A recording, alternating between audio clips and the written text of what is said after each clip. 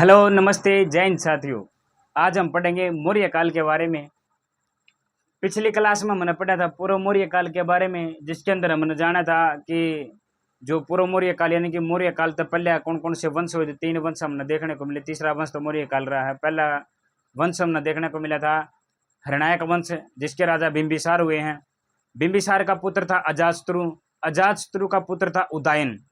उदयन थोड़ा ढीला ढाला राजा रहा है, क्योंकि उसके ऊपर शिशुनाग लोगों ने उस पर हमला कर दिया था और नया वंश की स्थापना कर दी थी। तो नया वंश बन गया था शिशुनाग वंश। शिशुनाग वंश के जो प्रथम राजा हुए हैं पद्मादम, उसका पुत्र हुआ है धनानंद। धनानंद का बाद का जो रहस्य हुआ है वो चंद्रगुप्त मौर्य का हुआ है, क्योंकि धनानंद चाणक्य के लिए थोड़ी बदतमीजी तो बात आई कर दी थी, जिस वजह से धनानंद ने भाई धनानंद का सत्यानाश करने की चाणक्य ने सोच ली थी। इसके बारे में हमें पढ़ाएंगे। यह बात है 226 सॉरी यह बात है 326 ईसा पूर्व की, जब सिकंदर भारत की तरफ आने लग रहा था। एक यूनानी राजा था, उसने अपना आप तो प्रण ले लिया था कि मैं पूरी दुनिया न जीत लूंगा, पूरी दुनिया का विजेता बनना चाहूँ। धीरे धीरे यूनान तो चलता चलता इराक को जीत गया था, अफगान को, पाकिस्तान को धीरे धीरे जीतता आने लग रहा था। लेकिन उसमें बहुत सी लड़ाइयाँ ऐसी भी थी जिसके अंदर उसने युद्ध तो कराया को नहीं, नाम मात्र कराया भी है। तो क्योंकि जाया करता सेना बहुत बड़ी थी, विशाल था, विशाल सेना के साथ में एंट्री कराया करता, जड़े भी जाया करता। तो जानते राजा हो जा करते जी मैं आपके अधीन हूँ। बोलिया भाई फिर रोड़ा करना है किस बात पर, तो बंदा सामने है कि न गलती मांग लग रहा है, तो युद्ध करने की जरूरत को नहीं पड़ी। सिकंदर आया जब भारत में, अखंड भारत में, जब अखंड भारत का मतलब जब अफगानिस्तान पाकिस्तान और सारा एक था, तो तब आया था सिकंदर। सिकंदर नाम दे सबसे पहला गंधार की राजधानी थी तक्षशिला। तक्षशिला के ऊपर हमला कर दिया। तक्षशिला के राजा थे आम्बिक राजा। यो थोड़ा एक अयासी टाइप का राजा था। यो इतना मतलब सारा दिन दारू नशा में लीन रहा करता और डांस नृत्य देखता रहा करता। लड़की लेडीजा में ज्यादा इसका मन लग गया करता और अपनी पत्नी तो रुस्या हंडा करता। और यह बात सच है, जो इंसान आपके घर परिवार के लोगों के साथ में खुश नहीं, अपनी पत्नी के साथ में, अपने बीवी बच्चों के साथ में अगर वो खुश नहीं है, तो बाहर उसने किसी भी इंसान के साथ में छोड़ दो, ज्यादा लंबा टाइम तक वो खुश नहीं रह सकता। क्योंकि जो अपना व्यक्ति के साथ खुश नहीं रहे तो दूसरे के लग के खुश रहेगा। तो सबसे पहला किसी भी अगर इंसान का साथ चाहिए तो उन्हें देखना चाहिए कि वो अपने लोगों के साथ उसका कैसा बर्ताव, अपने माता पिता के साथ, अपने भाई बहनों के साथ, या अपने यार दोस्त, अपनी फैमिली के साथ उसका कैसा बर्ताव है। क्योंकि जो इंसान अपनी फैमिली की रिस्पेक्ट करता है तो फिर शायद उसका पे अंदाजा लगा इसका कि वो आपकी भी रिस्पेक्ट करेगा। तो सबसे मेन चीज जो है अपनी फैमिली के साथ जुड़ के चलना। और अंबिक राजा था जो अपनी पत्नी तो झगड़ा कराया करता और हर हफ्ते इसने कोई और दूसरी औरत पसंद आ जाया कर दी, जिसका चक्कर में आपका टाइम खराब कराया करता, जो कि राजा का ही हक बनता है गुना। अंबिक राजा का दौर जब हमला करने खातर सिकंदर पहुंचा, सिकंदर की सेना ने हमला कर दिया अंबिक का महल पे। और अंबिक ने देर नहीं लगा, तनिक भी एक भी नहीं खून खराब हो जाते साथ हाथ जुड़ के खड़ा हुआ सिकंदर का दौर कह दिया कि जी मैं आपके अधीन हूँ और आपका ही राजपाटा संभाले लो, कोई दिक्कत ना है, मैं आपका गुलाम बन के रहना चाहूँ। गलती मांग ली, पैरा में पड़ गया और करवा दी बेइज्जती। क्योंकि भारत में बढ़ने लगा पहला राजा अंबिक मिल गया, रांधी ने गलती मांग ली, सिकंदर का हौसला बढ़ गया कि फिर तो सारा भारतीय साहब आ गया, सब तो सुलट लेंगे, कोई चक्कर को नहीं। और भारत का आपको पहला गद्दार राजा भी अंबिक हुआ है, तक्षशिला का जो राजा है, क्योंकि इसे ने फिर राजा पोरस को हराने की भी पूरी योजना सिकंदर को बता दी थी। और पोरस के जितने भी पर्सनल सेना के जो नियम हुआ करते सबके सब बता दिए थे सिकंदर लग जाके ने। पोरस सिंध महाजनपद का राजा था। पोरस बड़ा ताकतवर राजा था। सिकंदर जब इस पर हमला करने खातर आया तो पोरस भाग्या को नहीं ना उसका अधीन हुआ, बल्कि पोरस लड़ा और अपनी सेना, विशाल सेना जितनी भी उसका दौर थी सारी इकट्ठी करी और सिकंदर का डट के मुकाबला करा। हाँ यह बात अलग है कि वो हार गया था, फिर भी इसके हारने का एक मुख्य कारण यो भी था क्योंकि सिकंदर का साथ दे दिया था अंबिक ने। और अंबिक ने पोरस का बारे में सारी जानकारी दी कि सेना के कौन सी नियम है, कौन सी चालाकियां हैं, कौन सी नीतियां तो सेना जीत्या करा है, आपका सारा भेद दे दिया था, आपका भाई का, आपका ही देश का व्यक्ति का। तो इस वजह से पोरस की हार होगी। सिकंदर की सेना तो पोरस ने रथ का बांध के ना सिकंदर का दौरा लेके गई और बोली बोले बता, बोला कि सिकंदर बोला बता तेरे साथ क्या सलूक करा जावे और मांग ले अपनी गलती और पैरा में पड़ जा ताकि मैं तेरा जीवन दान दे सकूं और तेरी जान लेने तो बचा ले, अपना बचा ले। और उसने कहा कि इस भीख मिली हुई जिंदगी से तो कई बेहतर अच्छा कि मुझे मौत मिल जाए। आप मेरे साथ वही सलूक कीजिए जो एक जीता हुआ राजा हारे हुए राजा के साथ करता है। और उसकी यह बात सुन के, देख गुलाम है उसने 52 मिनट में मार सका, 1 मिनट में तलवार के लिए नाट काट दिया, लेकिन फिर भी नहीं डरा, फिर भी डट के यह बात कहने लग रहा है कि मेरे साथ वही सलूक कीजिए जो एक जीता हुआ राजा हारे हुए राजा के साथ करता है। सिकंदर ने पोरस की बात बड़ी पसंद आई, क्योंकि एक योद्धा को एक योद्धा की कदर एक योद्धा ही कर सकता है। सिकंदर भी योद्धा था, पोरस भी योद्धा था, एक बड़े महान। तो सिकंदर ने इसकी बात अच्छी लगी, और सिकंदर की पत्नी ने भी इसकी बात अच्छी लगी, क्योंकि अपनी पत्नी ने गेल रखा करता, इसकी पत्नी के लिए इसकी बॉन्डिंग बहुत अच्छी थी। और सही कहा किसी ने, जिसके जीवन साथी अच्छा नहीं तो वो वाक्य में सारी दुनिया जीत सका है। तो यह बात अपन सिकंदर तो देखा नहीं मिला। सिकंदर का गेला उसकी धर्मपत्नी गेल रहा कर दी, जिसका नाम था रक्सोना। रक्सोना ने भी पोरस की बात बड़ी अच्छी लगी और मुस्कुराई और कहा बंदा में दम तो है। सिकंदर ने थोड़ी थोड़ी जेलसी तो सब सिकंदर के मन में भाई गड़बड़ हो गया तो, और सिकंदर ने कहा कि लाज पकड़ पहुंच बांध दे, बोले भाई बना ले फिर इतना महान है तो। और वहीं पर खड़े खड़े ही पोरस को राखी बांध दी और अपना बहनोई बना लिया और अपनी सेना में लड़ा लिया। हो गया फैसला, भाई बना दिया रक्सोना का इसने सिकंदर ने। और सिकंदर ने फिर पोरस से कहा कि ठीक है तेरा राजपाट तू ही रख ले, तन्ने छोड़ के चला जाऊंगा मैं सब कुछ, बस मेरा छोटा काम कर। अगला मेरा टारगेट है मगध को जीतने का, और वह जितवाना में हमारी मदद करनी पड़ेगी। पोरस हार रहा था, एक हारा और राजा, देखो हम मानना है कि इसने अपनी हिम्मत दिखाई और सिकंदर का सामना डट के मुकाबला करा, लेकिन फिर भी एक हारा हुआ था। और जीती हुई बाजी में और हारी हुई बाजी में बहुत ज्यादा फर्क होया करे है। न चाहते हुए भी पोरस ने सिकंदर की बात माननी पड़ी और कहा कि बिला जी ठीक है, आपके गेल खड़े हैं, बताओ क्या करना है। फिर सिकंदर, पोरस और अंबिक तीनों ने मिलकर योजना बनाने लग गए और सोचा भाई चलो मगध पर हमला करेंगे। और व्यास नदी के यानी कि सिंध की जो पंजाब के निकट व्यास नदी के पास जाकर में बैठ के टेंट टूंट गाड़े पार्टी सार्टी करने लगे। बोले भाई कदर पूरी मतलब नू तो है को ना भाई, आज मूड बनेगा तड़कन तलवार उठा के चले जाएंगे, पूरी योजना बनाएंगे, एक सिस्टमैटिक तरीका से लड़ा कर दिया। पड़ोसियों की लड़ाई थोड़ी ना थी। बड़े महान राजा थे इनके साथ में सिकंदर, जिसने पूरी दुनिया जीतने खातर घर तक लिकड़ गया था और वाक्य मादी दुनिया जीत भी ली थी। तो बड़ी योजना बनाने लग रहे थे, किस तरह जीता, पूरी प्लानिंग चलने लग रही थी। यह खबर पहुंच गई चाणक्य के पास में। अब चाणक्य कौन था ये साफ कर देते हैं कि बारी।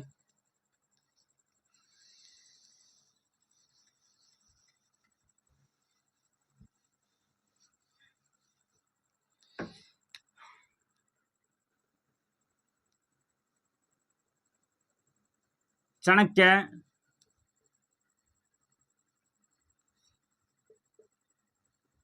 गलत कर दिया यार,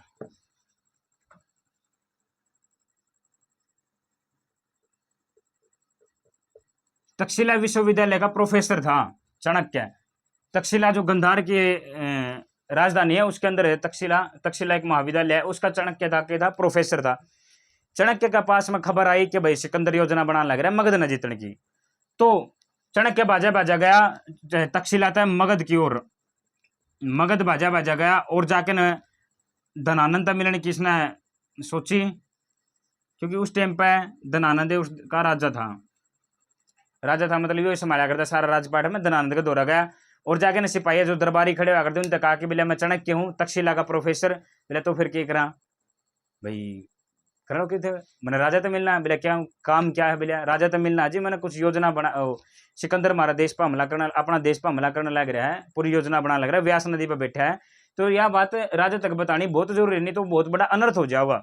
सिपाही ने कहा कि बोले ईब राजा बिजी है और आप इससे नहीं मिल सकते।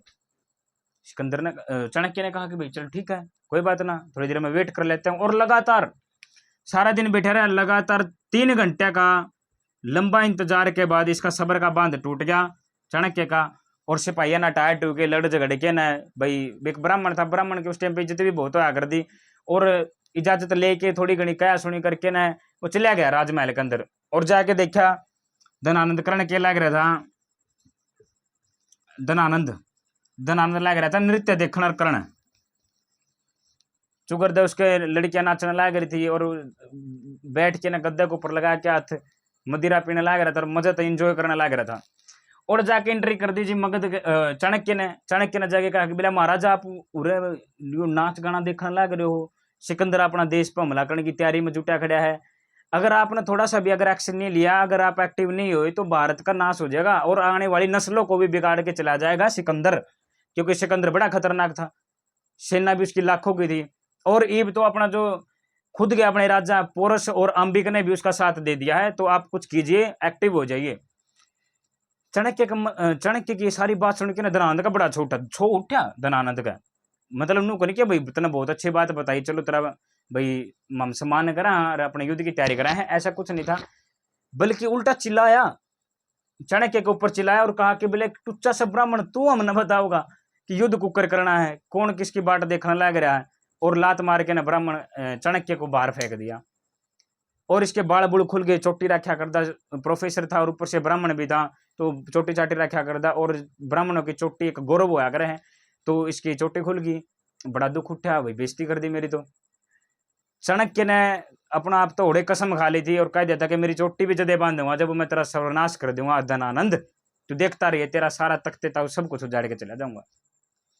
छो था भीतर में बड़ा दिल करड़ा करके ना उड़ता लिकड़ गया महल था रास्ता। भाई इसने सोचा एक काम करता हूँ, यो तो मेरे गिला लगता कौन, चल मैं कल्ला ही देखूं मेरे पे के बन सके। सब किसी ने ठीक कहा कि भाई ताकत से ज्यादा बुद्धि काम करती है, और चाणक्य के अंदर बुद्धि थी। चाणक्य इसलिए नहीं कहा जाता इनको भाई, चाणक्य वाक्य में चाणक्य था, बहुत खतरनाक दिमाग था इस बंदा का। तो रास्ते में जान लग रहा था, इसने एक शिकारी मिला, शिकारी कैसे कहा या कोई भाई किडनैपर या कुछ भी उस समय अगर ले मैं शिकारी था। उसके पास 5 से 7 बालक कैद थे, 5 से 7 बच्चे कैद कर रहा था वो, बेचने खातर लिया तो कड़े ठा के लिया था। मतलब एक गरीब व्यक्ति पहले उसके 5 7 10 12 औलाद हुआ कर दी, घर परिवार चलाने खातर को रोजगार थे को नहीं, भूखे मरिया कर दे, तो आपके बड़का ने भी बेच दिया कर दे आपका घर परिवार चलाने खातर, या कई बार लोग उठा लिया कर दे बड़का ने ताकि कितने और बेच देवांगे। तो कोई शिकारी था, उसका 5 7 बालक थे एक पिंजरे में, और इन्हें 5 7 में था चंद्रगुप्त। चंद्रगुप्त भी ने 7वां में था, कौन सा था नो तो बिरानी, चंद्रगुप्त भी ने 7वां था। इन 7 ने 30 लागी पानी की प्यास लगी रास्ते में, और सिकंदर बोलिया, ओ सॉरी चंद्रगुप्त बोलिया पिंजरा में थे कि बोलिया महाराज अगर मेरे साथिया ने तो पानी पिला दो, मेरे ती बेशक ना पिलाओ, आप जो जी चाहो मेरे ती सजा दे दो, लेकिन मेरे दोस्तों ने भाई प्यास लगी है, इनको कृपया पानी पिला दीजिए।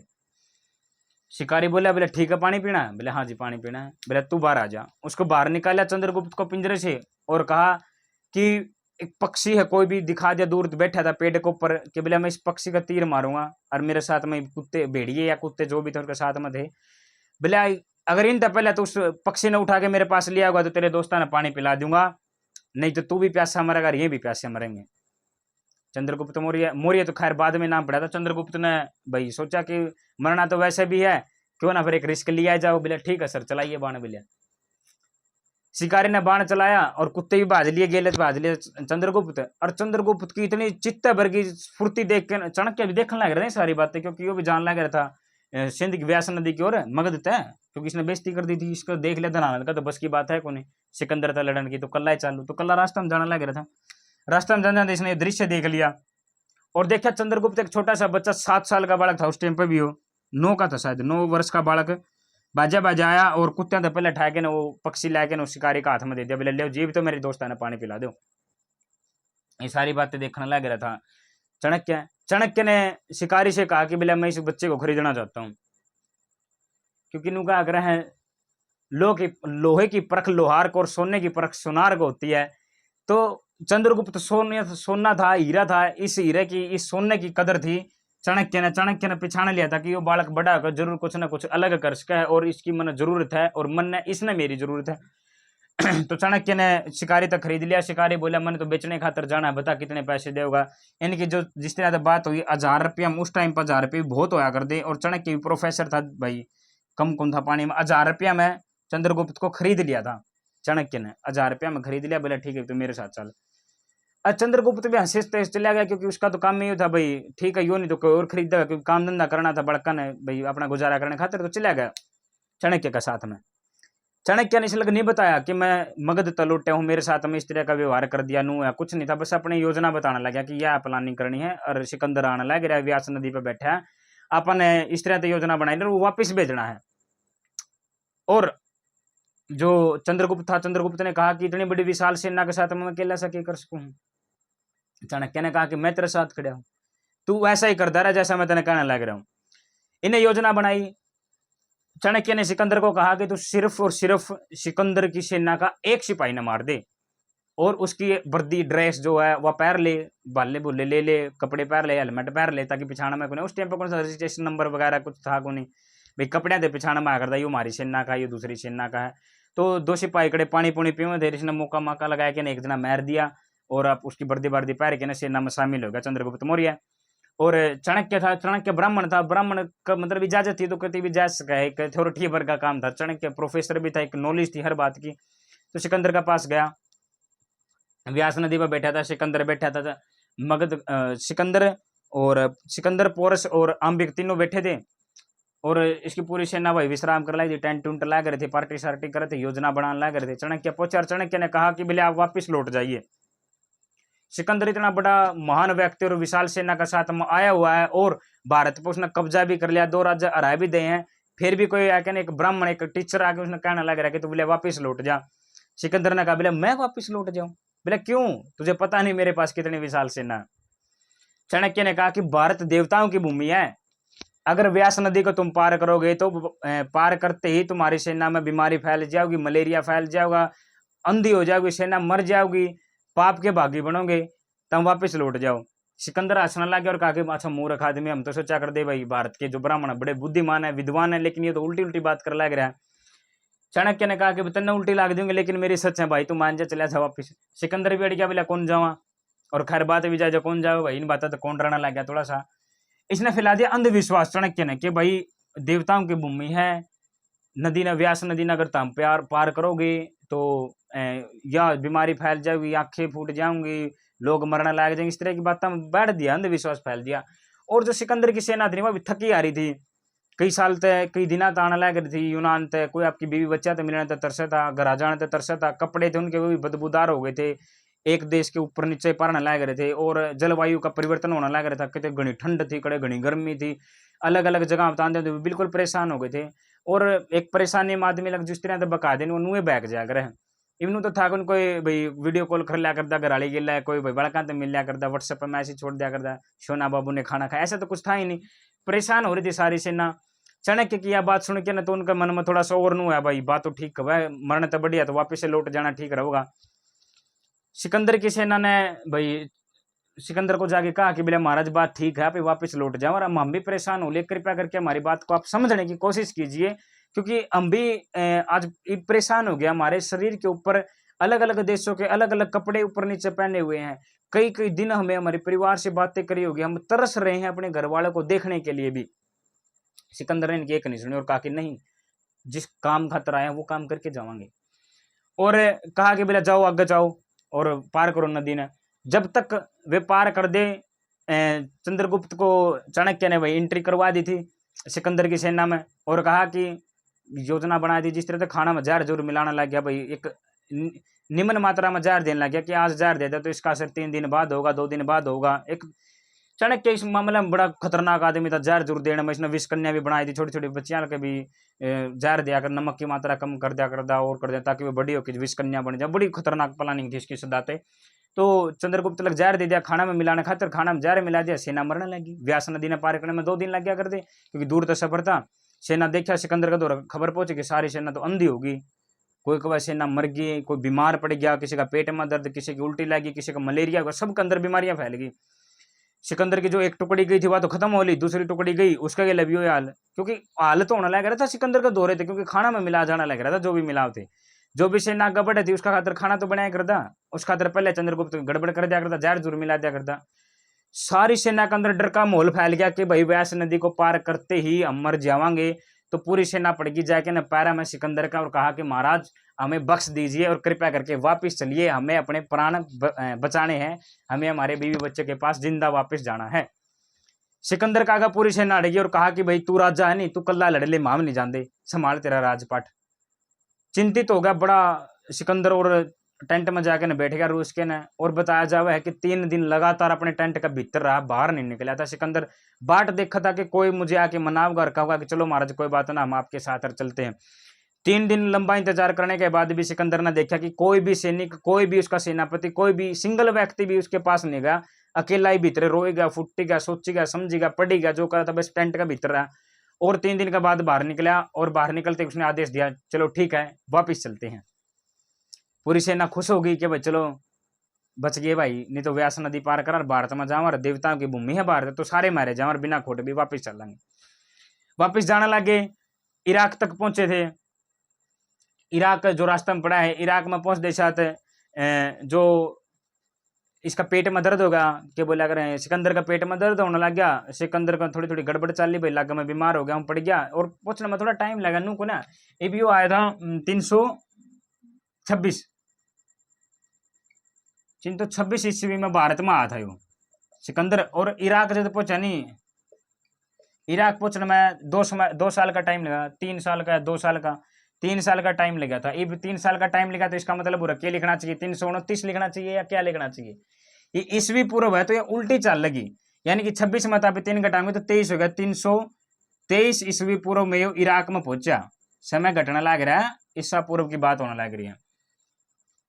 इराक में पहुंचा, इराक में जाके इसका पेट में दर्द होगा, और इसके वैद्य थे जो उन्होंने पूरा जोर लगाया और देखा कि भाई महाराज का क्या तकलीफ की बीमारी है, लेकिन इसका दर्द नहीं पाया किसी ने भी, और इसकी वहीं पर मौत हो गई।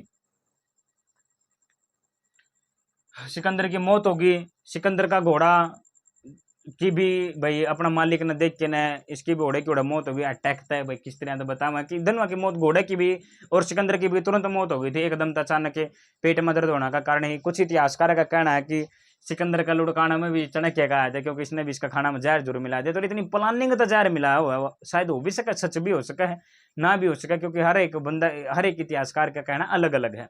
हो सकता है कि चाणक्य ने जहर जरूर मिलाया हो, इतने कम मात्रा में मिलाया होगा, इसका असर धीरे धीरे धीरे धीरे बिल्कुल धीरे धीरे होगा, तो शायद यही भी हो सकता है। और इसका फिर हो गया विनाश, बच गया फिर चाणक्य। भाई ले ये तो लुटा दिया उल्टा। एक बात कराएंगे धनानंद है, और धनानंद के दौरा जाके ना उसका चुगर्द मगध का दौरा खड़ा है, छाती ताने के ना चाणक्य ने कहा कि बोला अगर मैं इतने विशाल सेना के मालिक को, सिकंदर को वापस लौटा सकता हूं, तो मगध तो एक छोटा सा राज्य है, वो क्या चीज है। और वाक्य में ये हुआ, धनानंद के साथ में उसने मुकाबला करना शुरू कर दिया। अपना चंद्रगुप्त मौर्य जो उसका परम शिष्य बन चुका था, उसको इतनी तकनीकी सिखाई, शिक्षा दी, युद्ध प्रक्रिया हर एक चालाकियां सिखाई, और धनानंद को मार गिराया। एक बार तो धनानंद की उसकी चाणक्य की बात था, मैं ना चंद्रगुप्त ने अपनी सेना बटली कर जाएगा ना, घुस गया सीधा मगध का, मैं भाई पार देंगे, चीर देंगे। लेकिन जाते थोड़ा सा उल्टा काम हो गया उसका, गेला जाके ना अंदर घुसा, तो उसने सिस्टम देखा भाई धनानंद भी पानी में नहीं, कम पानी में नहीं है, उसका तो विशाल सेना थी, हथियार थे, हाथियां की सेना थी। इस तो वो अपनी जान बचा के ना वापिस भाजा, चंद्रगुप्त अपनी जान बचा के ना वापिस आना पड़ा। एक बार चाणक्य जाना लग रहा था किसी रास्ते में, किसी गली में था, तो उसने एक छोटा बच्चा देखा घर में, जो बढ़ती उबलती खिचड़ी में हाथ दे दिया, जो कि यहाँ पे देखा एक खिचड़ी बनाया कर चूल्हे के ऊपर, डेगची में सीधा हाथ दे दे और उसका हाथ जल जावे, और माँ एक उसके पास में खड़ी है, हाथ पूंज है, फूक फाक मारे है, और वह कब है कि तो चाणक्य होगा, बढ़ती खिचड़ी में हाथ देने लग रहा है। चाणक्य पास में गुजरा था, रुक के ना बोले, बोले चाणक्य हो गया माता, मतलब इसका मतलब क्या, चाणक्य क्या हो गया। क्योंकि चाणक्य को नाम सब ने सुन रखा था, चाणक्य कौन है, लेकिन आम आदमी नहीं जानता था, क्योंकि सब तक तो मिलता कौन फिर वो उस टाइम पर अखबार, सोशल मीडिया कुछ होया कौन कर दी कि सब ने इंस्टाग्राम पर या यूट्यूब वगैरह पर उसकी फोटो देख रखी हो, नेट पर देख रखी हो फोटो, ऐसा कुछ नहीं था।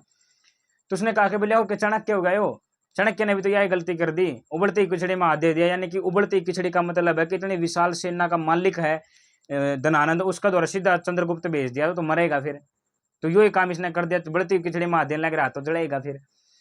तो यह बात सुन के ना चाणक्य का दिमाग में एक नई योजना बनी कि बात तो ठीक है, सबसे पहले अपन अपनी सेना विशाल करनी पड़ेगी, अपन उसके 1 मिनट मगध का चुगर्द जितने भी छोटे मोटे महाजन पद है उनको जीतना पड़ेगा। जिस तरह से एक मगध है,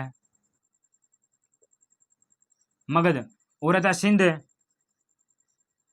गंधार और अंग हो गया, या मतलब छोटे मोटे जितने भी छोटे राज्य थे नहीं, अपन पहले इनको जीतना पड़ेगा।